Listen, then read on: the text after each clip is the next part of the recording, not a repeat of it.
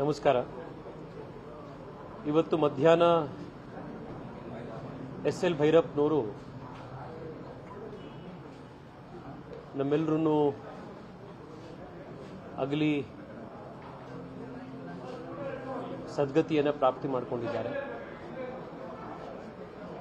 ಭೈರಪ್ಪನವರು ಭಾರತ ಕಂಡ ಅತ್ಯಂತ ಶ್ರೇಷ್ಠ ಬರಹಗಾರರಲ್ಲಿ, ಚಿಂತಕರಲ್ಲಿ ಅಗ್ರಮಾನ್ಯರು. One of the greatest novelist India has ever produced. ಅಂಥ ಭೈರಪ್ಪನವರು ನಮ್ಮವರು, ಕನ್ನಡದವರು, ಈ ನೆಲದಲ್ಲಿ ಹುಟ್ಟಿದ್ದು ಅನ್ನುವಂಥದ್ದು ಈ ನಾಡಿಗೆ ಬಹಳ ದೊಡ್ಡ ಹೆಮ್ಮೆ. ಭೈರಪ್ಪನವರ ಕಾದಂಬರಿಗಳು ನಿರ್ಭೀತ, ನಿಷ್ಪಕ್ಷಪಾತ, ವಿಶ್ವಾಸಾರ್ಹ ಸುದ್ದಿಗಳಿಗೆ ಮತ್ತೊಂದು ಹೆಸರಾಗಿರೋ ನ್ಯೂಸ್ 18 ಕನ್ನಡ ಈಗ ಆಪ್ನಲ್ಲೂ ಲಭ್ಯ ಇದೆ. ದಯವಿಟ್ಟು ಇಲ್ಲಿರೋ QR ಕೋಡ್ ಅನ್ನು ಸ್ಕ್ಯಾನ್ ಮಾಡಿಕೊಂಡು ಆಪ್ ಡೌನ್ಲೋಡ್ ಮಾಡೋದಕ್ಕೆ ಮರಿಬೇಡಿ. ನಿಮ್ಮ ಬೆಂಬಲ ಹೀಗೆ ಸದಾ ನಮ್ಮೊಂದಿಗಿರಲಿ. ಧನ್ಯವಾದ. ಆಬಾಲ ವೃದ್ಧರೆಲ್ಲರಿಗೂ ಕೂಡ ಜೀವನ ದರ್ಶನವನ್ನು ಕೊಡುವಂಥ, ಜೀವನದ ಬಗ್ಗೆ ಒಂದು ಹೊಸ ಕಲ್ಪನೆಯನ್ನು ಕೊಡುವಂಥ ಅನುಭವದ ಬುತ್ತಿಗಳು. ಅತ್ಯಂತ ಕಷ್ಟದ, ಕಾರ್ಪಣ್ಯದ, ಬಡತನದ, ಸವಾಲಿನ ಬಾಲ್ಯವನ್ನು ಎದುರಿಸಿ ಸ್ವಂತ ಪರಿಶ್ರಮ ಮತ್ತು ಪ್ರತಿಭೆಯ ಮೇಲೆ ಭೈರಪ್ಪನವರು ಇಡೀ ಜಗತ್ತಿಗೆ ಅವರ ಪ್ರತಿಭೆಯನ್ನು ಪ್ರಕಾಶಿಸಿದರು. ಬಹುಶಃ ಇಡೀ ದೇಶದಲ್ಲೇನೆ ಭೈರಪ್ಪನವರಷ್ಟು ಬೇರೆ ಭಾಷೆಗಳಿಗೆ ತರ್ಜುಮೆಗೊಂಡಿರುವಂಥ, ಟ್ರಾನ್ಸ್ಲೇಟ್ ಆಗಿರುವಂಥ ಮತ್ತೊಬ್ಬ ಕಾದಂಬರಿಕಾರ ಭಾರತದಲ್ಲಿಲ್ಲ. ಕರ್ನಾಟಕದಲ್ಲಿ ಎಷ್ಟು ಜನ ಅಭಿಮಾನಿಗಳು ಭೈರಪ್ಪನವರಿಗಿದ್ದಾರೋ ಬಹುಶಃ ಅದಕ್ಕಿಂತ ಹೆಚ್ಚು ಅಭಿಮಾನಿಗಳು ಮಹಾರಾಷ್ಟ್ರದಲ್ಲಿ ಮರಾಠಿ ಓದುಗರಲ್ಲಿದ್ದಾರೆ. ಬೆಂಗಾಲಿಯಲ್ಲಿ, ಒಡಿಯಾದಲ್ಲಿ, ಹಿಂದಿಯಲ್ಲಿ, ಇಂಗ್ಲಿಷ್ನಲ್ಲಿ, ರಷ್ಯನ್, ಫ್ರೆಂಚ್ಗಳಲ್ಲಿ ಭೈರಪ್ಪನವರ ಕಾದಂಬರಿಗಳು ಟ್ರಾನ್ಸ್ಲೇಟ್ ಆಗಿವೆ. ಬೇರೆ ಬೇರೆ ಭಾಗದ ಜನರಿಗೆ ಭಾರತದ ಸಂಸ್ಕೃತಿ, ಇಲ್ಲಿನ ಜೀವನ ಪದ್ಧತಿ, ಇಲ್ಲಿನ ಕುಟುಂಬ ವ್ಯವಸ್ಥೆ, ಇಲ್ಲಿನ ಜೀವನ, ಇದೆಲ್ಲದರ ಒಂದು ಅನುಭವವನ್ನು ಅವರ ಅಕ್ಷರಗಳ ಮೂಲಕ ಭೈರಪ್ಪನವರು ಇಡೀ ಪ್ರಪಂಚಕ್ಕೆ ಉಣಪಡಿಸಿದ್ದಾರೆ. ಬಹಳಷ್ಟು ಸತಿ ನಾವು ದೊಡ್ಡ ವ್ಯಕ್ತಿಗಳು ತೀರ್ಕೊಂಡಾಗ ಇದು ತುಂಬಲಾರದ ನಷ್ಟ ಅಂತ ನಾವು ಎಷ್ಟೋ ಸತಿ ಹೇಳ್ತೀವಿ. ಕೆಲವು ಬಾರಿ ಹಾಗೆ ಹೇಳಿರ್ತೀವಿ. ಆದರೆ ಭೈರಪ್ಪನವರ ಸಾವು ನಿಜವಾದ ಅರ್ಥದಲ್ಲಿ ತುಂಬಲಾರದ ನಷ್ಟ ಕನ್ನಡದ, ಕರ್ನಾಟಕದ ಮತ್ತು ಭಾರತದ ಸಾರಸ್ವತ ಲೋಕಕ್ಕೆ. ಮತ್ತೊಬ್ಬ ಭೈರಪ್ಪ ಹುಟ್ಟು ಬರಬೇಕು ಅನ್ನೋದಕ್ಕೆ ಅದೊಂದು ಪವಾಡವೇ. ಅಂಥ ಭೈರಪ್ಪನವರು ಇವತ್ತು ನಮ್ಮನ್ನೆಲ್ಲರನ್ನ ಅಗಲಿದ್ದಾರೆ.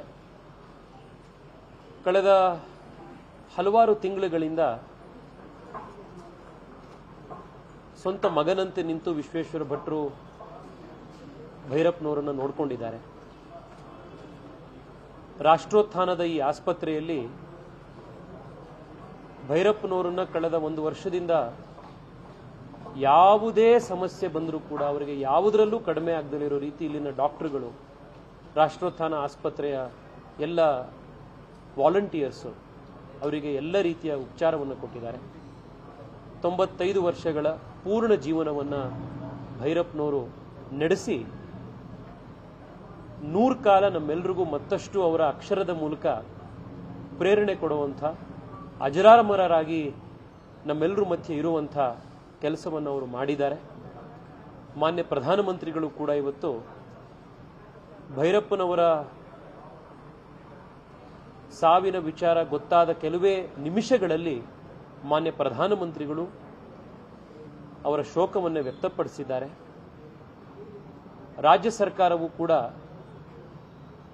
ಸಕಲ ಸರ್ಕಾರಿ ಗೌರವಗಳ ಜೊತೆಗೆ ಭೈರಪ್ಪನವರಿಗೆ ಅಂತಿಮ ಸಂಸ್ಕಾರದಲ್ಲಿ ಬೀಳ್ಕೊಡುಗೆ ಕೊಡೋದರಲ್ಲಿ ರಾಜ್ಯ ಸರ್ಕಾರವು ಮುಂದೆ ಬರಬೇಕು ಅನ್ನುವಂಥ ಆಗ್ರಹವನ್ನು ನಾನು ಮುಖ್ಯಮಂತ್ರಿಗಳಿಗೆ ಈ ಸಂದರ್ಭದಲ್ಲಿ ಮಾಡ್ತಾ ಇದ್ದೇನೆ. ಅದರ ಜೊತೆಗೆ ಆಗಲೇ ಮಾನ್ಯ ಮುಖ್ಯಮಂತ್ರಿಗಳು ಅನೌನ್ಸ್ ಮಾಡಿದ್ದಾರೆ ಅಂತ ಕೂಡ ಬಂತು, ಬಹಳ ಸಂತೋಷದ ಸಂಗತಿ ಅದು. ಯಾಕೆಂದರೆ ಭೈರಪ್ಪನವರು ಕರ್ನಾಟಕದ ಆಸ್ತಿ, ಈ ಕನ್ನಡದ ಸಾರಸ್ವತ ಲೋಕದ ಆಸ್ತಿ. ಅವರನ್ನ ಆ ಗೌರವದೊಂದಿಗೆ ನಾವು ಕಳಿಸ್ಕೊಡ್ಬೇಕು. ಜೊತೆಗೆ ರಾಜ್ಯ ಸರ್ಕಾರ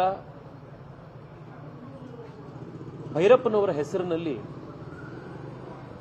ನಮ್ಮ ಬೆಂಗಳೂರಿನ ವಿಶ್ವವಿದ್ಯಾಲಯದಲ್ಲಿ ಅಥವಾ ಮೈಸೂರಿನ ವಿಶ್ವವಿದ್ಯಾಲಯದಲ್ಲಿ ಒಂದು ಸ್ಪೆಷಲ್ ಚೇರ್ ಅನ್ನು ಸ್ಥಾಪನೆ ಮಾಡಬೇಕು.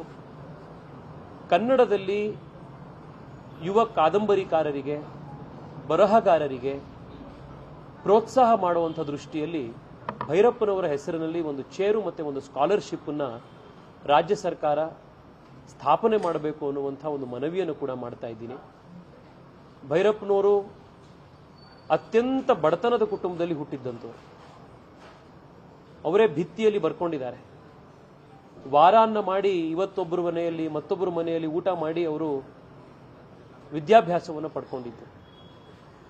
ಬಡತನದಲ್ಲಿ ಹುಟ್ಟುವಂಥ, ಹಿಂದುಳಿದ ಕುಟುಂಬಗಳಲ್ಲಿ ಹುಟ್ಟುವಂಥ ಮಕ್ಕಳಿಗೆ ಭೈರಪ್ಪನವ್ರಿಗಿಂತ ಬಹಳ ದೊಡ್ಡ ಪ್ರೇರಣೆ ಸಿಗ್ಲಿಕ್ಕೆ ಸಾಧ್ಯ ಇಲ್ಲ.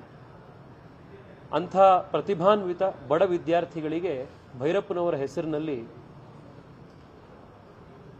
ಬರವಣಿಗೆಯ ಕ್ಷೇತ್ರದಲ್ಲಿ, ಕಾದಂಬರಿಯ ಕ್ಷೇತ್ರದಲ್ಲಿ, ಕನ್ನಡದಲ್ಲಿ ಕೃತಿಗಳನ್ನು, ಸಾಹಿತ್ಯ ಕೃಷಿಯನ್ನು ಮಾಡುವಂಥ ಮಕ್ಕಳಿಗೆ ರಾಜ್ಯ ಸರ್ಕಾರ ಇವರ ಹೆಸರಿನಲ್ಲಿ ಯಾವುದಾದ್ರೂ ಒಂದು ದೊಡ್ಡ ಸ್ಕಾಲರ್ಶಿಪ್ಪನ್ನು, ಚೇರನ್ನು ಸ್ಥಾಪನೆ ಮಾಡಬೇಕು ಅನ್ನುವಂಥ ಮನವಿಯನ್ನು ಕೂಡ ಮುಖ್ಯಮಂತ್ರಿಗಳಿಗೆ ಮಾಡ್ತಾ ಇದ್ದೇನೆ.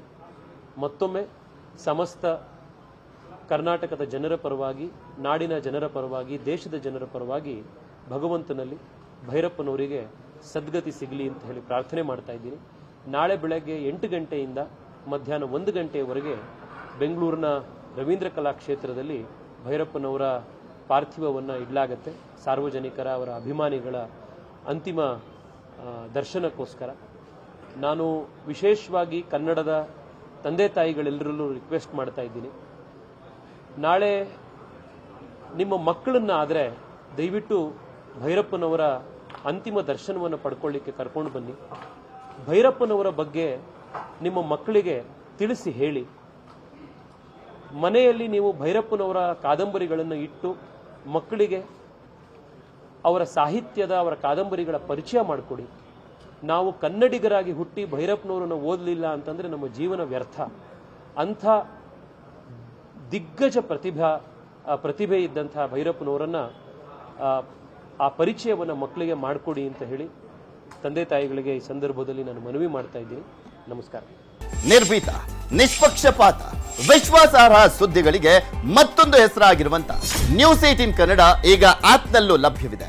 ದಯವಿಟ್ಟು ಇಲ್ಲಿರುವ QR ಕೋಡ್ ಅನ್ನ ಸ್ಕ್ಯಾನ್ ಮಾಡಿಕೊಂಡು ಆಪ್ ಅನ್ನ ಡೌನ್ಲೋಡ್ ಮಾಡೋದಕ್ಕೆ ಮರಿಬೇಡಿ. ನಿಮ್ಮ ಬೆಂಬಲ ಹೀಗೆ ಸದಾ ನಮ್ಮೊಂದಿಗಿರಲಿ. ಧನ್ಯವಾದ.